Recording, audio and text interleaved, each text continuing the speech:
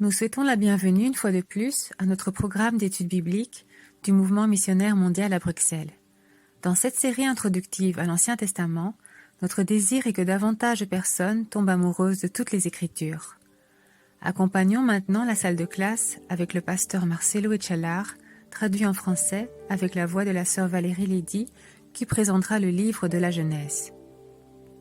Cette première leçon d'études bibliques est consacrée à l'introduction à l'Ancien Testament.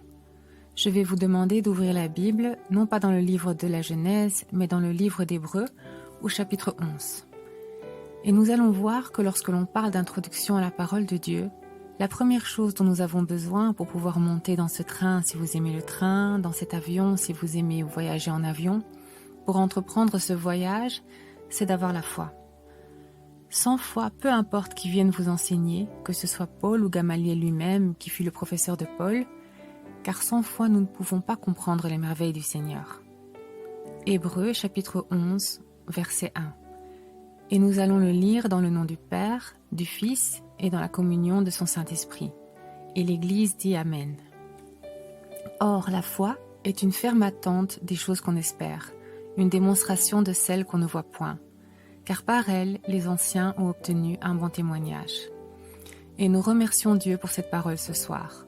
Mon Dieu, guide-nous cette nuit et nous nous remettons entre tes mains. Gloire à Jésus-Christ. Amen. Vous vous rendez compte que lorsqu'on doit faire un résumé de quelque chose, on fait toujours ressortir les parties les plus importantes. Et si on voudrait d'une certaine manière donner une petite introduction au livre de la Genèse, et surtout des 5 premiers livres de la Bible, le chapitre 11 du livre d'Hébreux serait un excellent résumé. Parce que vous y rencontrez depuis le verset 3 et suivant une succession d'événements que définitivement nous rencontrons chacun d'entre eux tout au long de l'Ancien Testament. Et quelque chose qui attire mon attention, c'est qu'avant Paul commence à parler des mystères de la foi. Il présente simplement premièrement ces hommes et ces femmes que l'on rencontre tout au long de l'Ancien Testament, tout au long d'histoires qui pourraient paraître des contes de fées pour certains. Mais lorsqu'on les aborde avec les yeux de la foi, ils prennent vie, et c'est quelque chose de merveilleux. Et vous vous rendez compte que la Bible a été donnée par Dieu. Et pourquoi ? Pour qu'on la cache ? Pour qu'on la garde ouverte au psaume 23 pour faire peur aux mauvais esprits ? D'aucune manière. La Bible, Dieu nous l'a donnée pour qu'on la lise. Et il l'a protégée pendant des milliers et des milliers d'années. Cela me plaît beaucoup, et on approfondira cela quand on arrivera au canon, beaucoup plus tard. Voltaire a dit un jour ces paroles. Il a dit que la Bible était un livre quelconque et qu'il n'allait pas durer au travers de l'histoire. Et justement, 100 ans après, dans sa maison même a été imprimée la première Bible, qui fut le premier livre imprimé dans toute l'histoire, la Bible de Gutenberg. Et pensez au fait que Dieu a préservé ce livre de toutes les manières possibles. Il a été brûlé, il a été interdit, il a été inclusivement le motif de beaucoup de morts, d'exécutions, et reste encore aujourd'hui le motif pour lequel beaucoup de chrétiens sont tués en Corée du Nord, en Chine, où cela a baissé un peu, mais demeure encore. En Inde et dans d'autres pays de la zone arabe où c'est un livre qui peut apporter la mort. Mais nous, à qui la grâce a été donnée de le lire, nous devons le faire. Parce que ce n'est pas seulement un livre, mais l'esprit de vie de Dieu imprimé dans quelque chose de si petit. Parce que lorsque vous pensez au ciel, et nous ne parlons pas seulement du ciel qui nous entoure, mais de tout l'univers et du 3e ciel, qui est le trône de Dieu, et la terre est comment dire le tapis qui est en dessous de son trône. Mais malgré sa grandeur, mon petit cœur, et cela inclut le vôtre et le mien, est son temple. Il est venu vivre en nous. Et s'il vit en nous, nous devons commencer à lire la Bible. Loué soit le nom du Seigneur. Nous connaissons le début de la Bible, le livre de la Genèse. Et définitivement, livre après livre, depuis le livre de la Genèse jusqu'à l'Apocalypse, nous allons voir que chaque livre n'est pas un livre écrit au hasard. Chaque livre a un message précis. Et donc, avec l'aide du Seigneur, nous allons voir que chaque livre est connecté avec les autres. Il y a un fil conducteur indestructible qui commence dans le livre de la Genèse et qui va jusqu'au livre de l'Apocalypse. Et on pourrait se dire, qu'est-ce que la création du monde a à voir avec Satan, l'Antéchrist, le faux prophète? Mais ce qui donne le début à ce fil magique, et je l'appelle inspiration divine, c'est simplement qu'au début de tout ce qu'on connaît aujourd'hui est le Dieu Tout-Puissant. Il est celui qui crée, et vous trouvez dans Genèse 1:1, au commencement, Dieu créa les cieux et la terre. Il a donné le commencement au temps, à l'espace, à la matière, parce qu'avant lui, il n'y avait rien de cela. Certains disent que l'espace était quelque chose qui existait déjà, et que la matière était inerte, n'avait pas de vie et était fluctuante, que l'univers était obscur, et cela revient à dire que la matière, l'espace et le temps sont aussi des dieux. Et ce n'est pas pour rien que toutes les civilisations ont tenté de diviniser ces forces qui sont incalculables, incontrôlables, et ce n'est pas pour rien qu'on voit que même dans les jours de la semaine, chaque jour est dédié à une divinité. Le lundi à la lune, le mardi au dieu Mars, le mercredi à Mercure, jeudi à Jupiter, vendredi à Vénus, et nous pouvons continuer ainsi. Même pour les mois, parce que l'homme se rendait compte que malgré toute sa connaissance, il y a quelque chose qui va au-delà, qui le pousse à croire au surnaturel. Et pour que nous puissions croire au surnaturel de la Bible, nous devons avoir la foi de Dieu. C'est une foi merveilleuse que vous rencontrez dans le livre d'Hébreux au chapitre 11, dans le verset 3.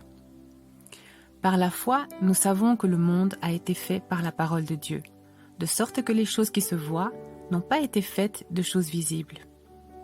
Pour que nous puissions croire que le début de l'univers et de notre vie ne dépend pas du Big Bang ni de la théorie évolutionniste, nous devons avoir la foi. Je ne vous dis pas pour autant que la Bible s'oppose à la science, non, au contraire. Quand nous entrerons pleinement dans le livre de la Genèse, après que nous ayons terminé tout ce qui est introduction, vous allez vous rendre compte que l'unique chose que fait la science, c'est de donner raison à la Bible. Parce que dans ces paroles, desquelles certains disent « je les connais par cœur », on me les a enseignées à l'école du dimanche, ou « je les ai écoutées comme ça », se trouvent cachés de grands mystères, qu'au long des années, la science a révélés les uns après les autres. Et vous savez, on dit que Moïse était en train de terminer le Pentateuque, c'est-à-dire les 5 premiers livres de la Bible, 1000 ans avant que le premier historien, le père de l'histoire, Hérode, a pu commencer à écrire. Et quand vous allez consulter les références archéologiques, et les experts aussi, vous allez vous rendre compte que les passionnés d'archéologie aiment aller dans des musées, aiment lire. Mais c'est parce qu'ils ont une passion particulière. Et vous allez vous rendre compte que les archéologues sont peu nombreux dans le monde. Vous vous rendez compte qu'ils sont peu nombreux ceux qui aiment étudier les langues mortes, celles qui ont arrêté d'exister, parce que cela peut paraître fatigant ou ennuyant. Et si vous vous rendez compte, je ne sais pas si on vous a enseigné que les premières références écrites, les premières preuves d'écriture sont dans les tables d'Hammurabi, où sont, appelons-le ainsi, le premier langage écrit qui permettait aux hommes de communiquer entre eux. Et on dit « génial !» mais on en reste là. Mais c'est différent lorsqu'on dit « les tables des 10 commandements ». Quand vous écoutez cette histoire, que vous soyez enfant ou grand, si vous êtes plongé dans l'histoire, vous aimeriez imaginer comment les choses se sont passées. Par exemple, moi j'aime voir comment Moïse s'est perdu dans cette immense nuée, là-bas dans le Sinaï. Et écouter ces tonnerres et voir ces éclairs et imaginer comment le doigt de Dieu écrivait mot après mot les 10 commandements et voir comment il a taillé ces 2 tables et les a données à Moïse. Et quand on voit ça, on dit « waouh !» Mais après, on reste dans l'intrigue parce qu'après Moïse descend, énervé, n'est-ce pas? Et après avoir vu quelque chose de si merveilleux, comment Dieu, avec son propre poing et ses doigts, a commencé à écrire. Dans sa colère, il prend ses manuscrits, prend ces tables qui sont incalculables en valeur, disons-le ainsi, archéologiques, historiques et simplement émotionnelles, et les jette contre le veau d'or. Et c'est là, comme si le film commençait, n'est-ce pas? On dit « waouh, ça prend vie, ça a pris vie, incroyable ». C'est ce qui se passe dans la parole de Dieu. Ces personnages sont déjà morts, et il ne reste même pas leur momie pour dire qu'ils étaient pharaons. Mais chaque fois qu'on les lit, ils prennent vie. Vous pouvez dire « oui, si, Toutankhamon, nous le connaissons dans sa forme momifiée, rien de plus. » Mais on en reste là. Mais cela ne nous intéresse pas de savoir comment il vivait, ce n'est pas quelque chose qui attire beaucoup notre attention. Mais simplement en écoutant le nom Abraham, tout s'allume. Abraham, le père des nations. Les enfants pourraient être en train de chanter « Père Abraham avait beaucoup d'enfants » et nous pourrions continuer ainsi parce que chaque personnage est plus important que quelconque découverte archéologique de l'histoire. Et cela montre comment, depuis l'ancienne Genèse jusqu'au livre d'Apocalypse, chacun de ces hommes qui a été immortalisé dans ces pages revit chaque fois que nous les lisons. Et c'est comme si Dieu les utilisait pour nous parler et nous faire comprendre ces grands mystères. Combien bénisse le nom du Seigneur. Nous disons souvent « À quoi sert le livre de la Genèse ?» Quel est l'objectif de Dieu avec le livre de la Genèse? Les réponses les plus fréquentes sont pour dire comment tout a commencé, quelle est l'origine de tout, et révéler que Dieu est le Créateur. Et la seconde, pour informer tous les êtres vivants, qu'ils soient des animaux, des végétaux, des amphibiens, reptiles ou êtres humains, qu'il y a un Dieu. Et en faisant cela, nous limitons le plus incroyable des messages qui se trouvent dans le livre de la Genèse. Le message le plus grand qu'on rencontre et qui est prononcé en une seule déclaration. Et il se trouve dans le verset 1. Au commencement, Dieu créa les cieux et la terre.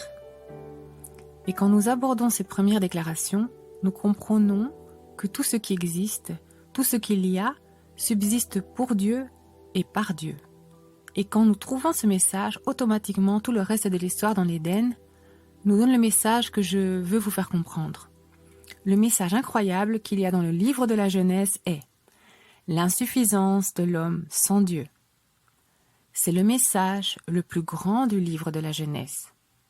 Et c'est un des motifs principaux pour lesquels Dieu a mis ce livre dans la Bible.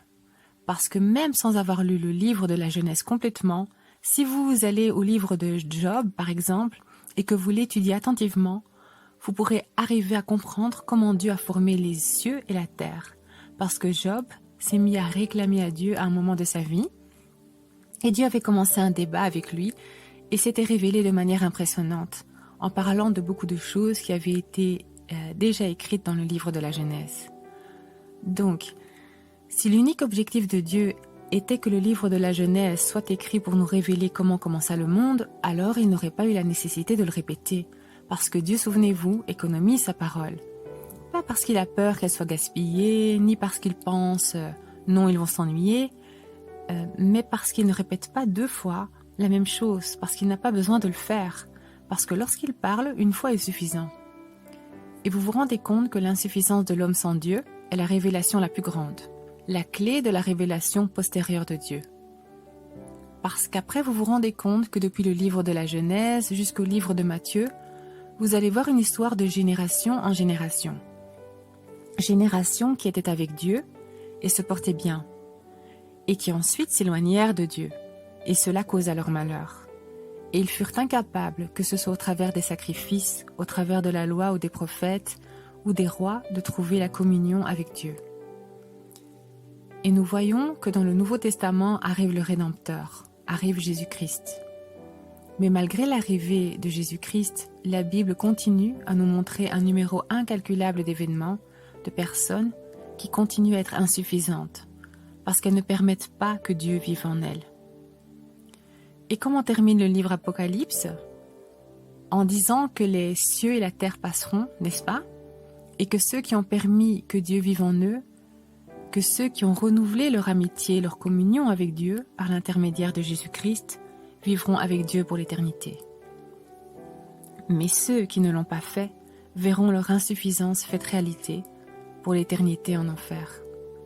Et ils se lamenteront toute l'éternité d'avoir pensé atteindre Dieu, d'atteindre le salut, d'atteindre le ciel uniquement avec leur force, avec leur connaissance, ou parce qu'ils pensaient être de bonnes personnes, des personnes braves, en voyant qu'ainsi ils ne l'auront pas atteint.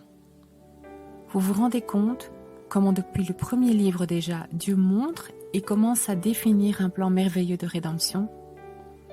Et ce n'est pas pour rien que le fil conducteur qui unit tous ces livres est la parole que Dieu dit à Ève.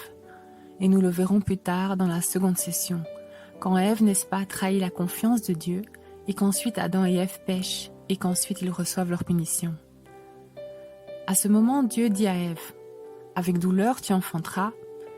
Et quand il parle au serpent, il lui dit, « La postérité de la femme écrasera le serpent, mais celui-ci la blessera au talon. » Et cette prophétie est celle qui connecte automatiquement tout l'Ancien Testament au Nouveau. Regardez comme ce livre, depuis le livre de la Genèse, est quelque chose de si merveilleux, même si parfois il paraît être un conte de fées. Mais revenons à l'insuffisance de l'homme sans Dieu. Cette insuffisance se révèle dans 3 domaines, dans lesquels nous vivons tous. Parce que ce qui est merveilleux dans l'Ancien Testament, c'est que tout y est raconté avec des événements de vie qui ont été passés et vécus sur base de faits réels. Vous allez vous rendre compte que tout l'Ancien Testament est une revue d'histoires réelles que des personnages ont vécues. Nous n'éprouvons pas la difficulté que nous allons rencontrer plus tard avec Pierre et Paul dans le Nouveau Testament, et puis successivement avec Luc qui essaie de nous faire comprendre ces faits à travers le livre des Actes, qui nous parle avec des mots un peu plus profonds et dont le discours est plus difficile à comprendre. Non. Ici, nous lisons comme si on lisait un tas de témoignages.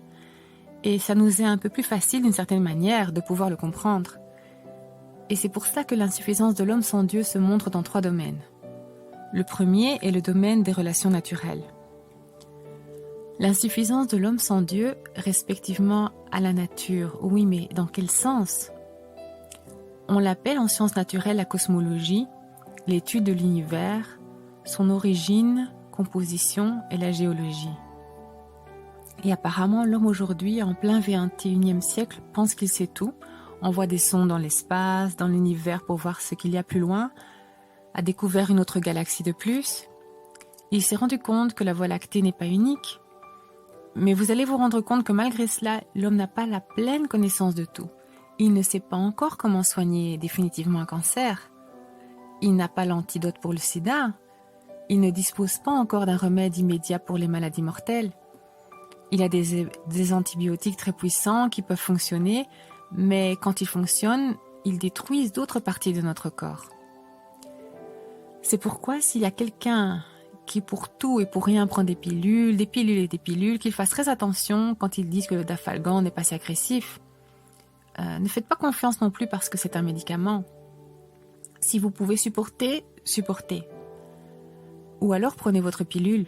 Clairement, nous n'allons pas dire ici que la médecine n'est pas de Dieu parce que Dieu a créé les plantes médicinales, il a créé la chimie, mais faites quand même très attention. Et là où je veux en venir, c'est que l'homme, malgré toute sa science, ne peut pas empêcher qu'un enfant naisse muet. Il ne peut pas empêcher qu'une fille naisse aveugle. Il ne peut pas rendre la vue à quelqu'un qui est complètement aveugle, rendre l'ouïe à quelqu'un qui est complètement sourd. Maintenant, ils sont en train d'implanter des micropuces et ceci est la bio-ingénierie. Un jour, j'ai été à la présentation dans un camp quand j'étais en train de chercher une université et j'étais sur le point d'entrer dans cette faculté parce que je voulais faire de la neuro-ingénierie. Et cela m'avait beaucoup fasciné de voir comment ils projetaient des puces si minuscules qui s'implantent dans le cerveau afin d'essayer de substituer ce qu'aujourd'hui sont les prothèses et commencer à robotiser d'une certaine manière l'être humain. Et j'avais dit « Waouh, quelle chose fascinante !» Clairement, pour un jeune homme qui était là, cherchant quoi étudier et cherchant que faire dans la vie, ça m'avait paru fascinant. Mais j'aimais davantage ce qui touchait à la construction et à l'ingénierie normale, civile, alors je n'ai pas voulu choisir cela. Mais aujourd'hui, c'est quelque chose d'incroyable. Aujourd'hui, si vous allez dans la ville de Rapallo en Italie, il y a ces wok, ces restaurants chinois, japonais, où il y a un buffet et vous n'allez pas trouver de serveur ou de serveuse, mais des robots qui servent la nourriture. Vous passez votre commande dans un ordinateur et après le robot arrive avec un plateau, avec ce que tu as demandé. Si tu as demandé des sushis, si tu as demandé des noodles, si tu as demandé des raviolis, c'est là. Et ils te le remettent et te parlent. C'est clair qu'ils n'ouvrent pas la bouche parce que ce sont des robots. C'est digital et les ondes bougent, mais ils disent « Ici se trouve ta commande ». Et c'est quelque chose d'impressionnant, quelque chose qui paraît de la science-fiction. Et malgré cela, l'homme ne trouve pas la paix dans son existence. il ne trouve pas la tranquillité dans la simplicité de la nature. Il ne la trouve pas. Il recherche quelque chose de compliqué, et il cherche toujours quelque chose d'innovant, parce que si l'homme comprenait la merveille que Dieu a mis dans la nature, il vivrait autrement. Je ne sais pas si un jour vous avez eu l'opportunité d'aller à la montagne, ou de marcher le long d'un lac, près d'un lac, ou d'être dans la mer. Pas dans une croisière, parce que là vous n'allez pas vous rendre compte de ce qu'est la mer, parce qu'il y a tant de distractions que vous allez à peine avoir le temps de la regarder. Mais si vous avez été pêcher ou est allé faire un tour, c'est quelque chose d'aussi merveilleux. De sentir cette brise fraîche le matin, sentir dans les montagnes comment l'herbe émane un arôme si riche quand il est sur le point de pleuvoir. C'est quelque chose que j'aime, cette odeur qui sort de la terre avant de recevoir la pluie. C'est comme si la terre était en train d'appeler la pluie. Et l'homme ne se rend pas compte que dans les choses si simples qu'il y a dans la nature, on peut trouver une joie et une paix incroyables. C'est simplement parce qu'à travers de cela, Dieu montre l'insuffisance de l'homme à travers la nature.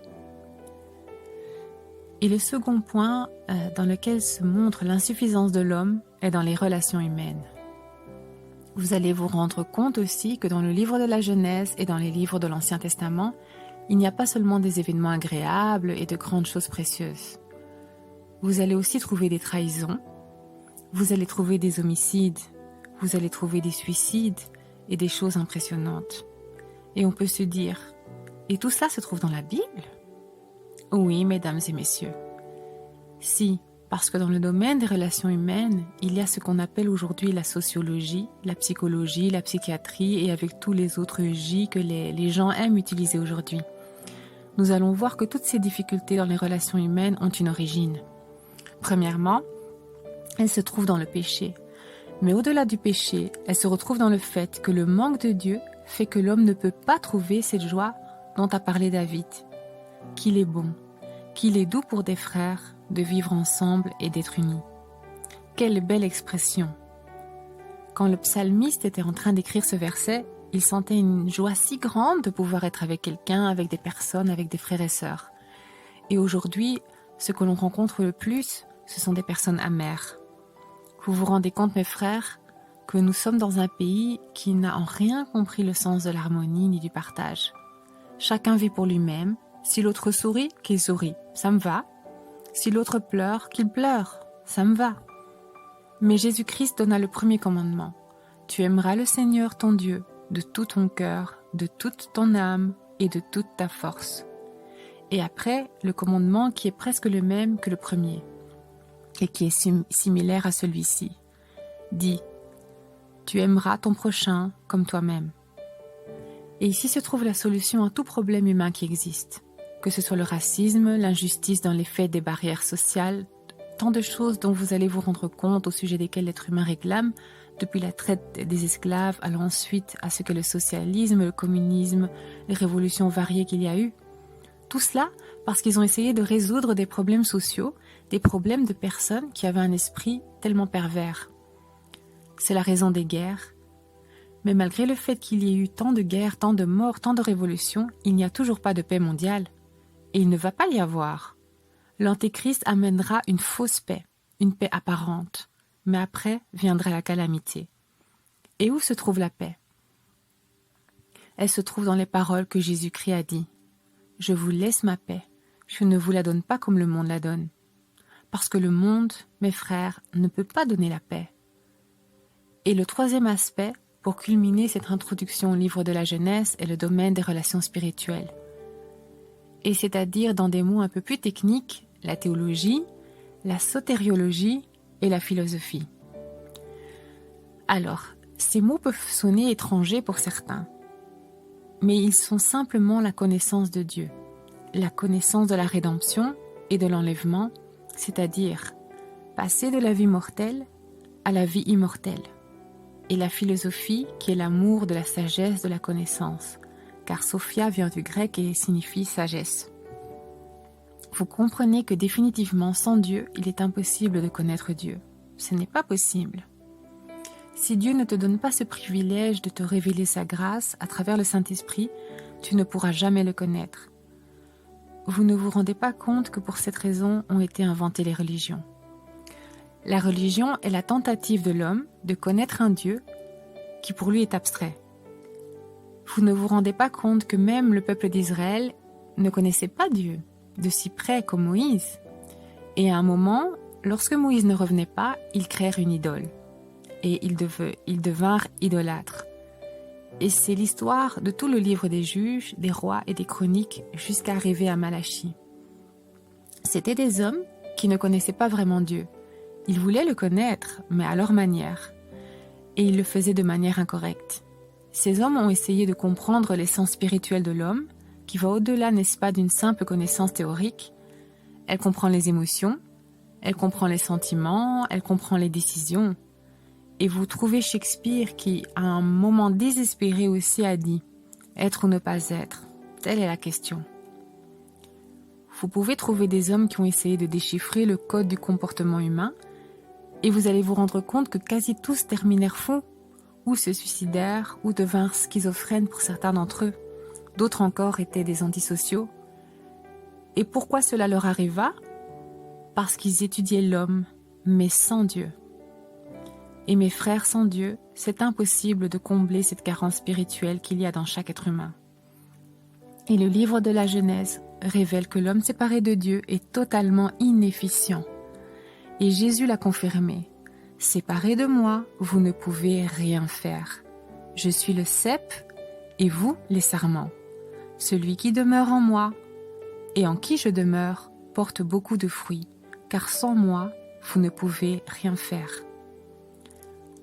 Celui-ci sera lavé et à un moment donné, peut-être sera aussi taillé, mais c'est pour qu'il donne plus de fruits. Mais celui qui est dans la vigne et ne donne pas de fruits est simplement coupé et jeté au feu, et il y aura des pleurs et des grincements de dents. Ainsi, dans ce petit panorama et cette petite investigation que nous avons commencé dans l'univers, dans ce qui nous entoure, nous allons voir que dans une galaxie si infinie, Dieu a fait les cieux et la terre. La Terre avec ses 7 planètes parce que Pluton, ils l'ont retiré de notre système solaire parce qu'on en est très loin. Mais lorsque l'on voit que la science dit que l'univers est quasi infini, et ce qu'a dit Einstein, et après aussi cet homme Stephen Hopkins qui parlait des trous et des espaces temporels, qu'il y a des tunnels qui connectent espace et galaxies, on se dit, n'est-ce pas que si tout cela existe, comme quelqu'un a dit, serait-ce possible que Dieu se soit concentré sur une planète si petite, sur une planète qui pourrait être écrasée par n'importe quelle autre, sur une planète qui par elle seule n'a pas la capacité de se régénérer par elle-même, si ce n'est grâce aux facteurs que Dieu a créés autour. Et Dieu à un moment a dit, nous allons créer les cieux et la terre. Oui, il créa toute la matière, mais avec cette parole, il y a 2 mots importants qui sont sol sec, mais aussi planète Terre. Depuis le début de la Genèse, Dieu a fixé son regard sur cette planète, avec pour conséquence qu'il s'est intéressé à toi et à moi. Et la première chose que Dieu commence à nous dire dans ce livre, c'est « Mes petits enfants, loin de moi, vous ne pouvez rien faire. Si je ne suis pas avec vous, si ma présence ne va pas avec vous, vous n'allez rien pouvoir atteindre. Parce que tout ce que tu atteins sur la terre va passer, peu importe combien de temps tu pourras vivre. Dans Genèse, je vais te montrer des hommes qui ont vécu 800 ans, 900 ans, 600 ans, mais la mort les a atteints. Et peu importe combien de temps vous avez vécu, ce qui compte après, c'est la trace que vous avez laissée. Il y a des hommes qui vécurent tant d'années comme Caïn, mais laissèrent une trace très laide et perdirent beaucoup d'années.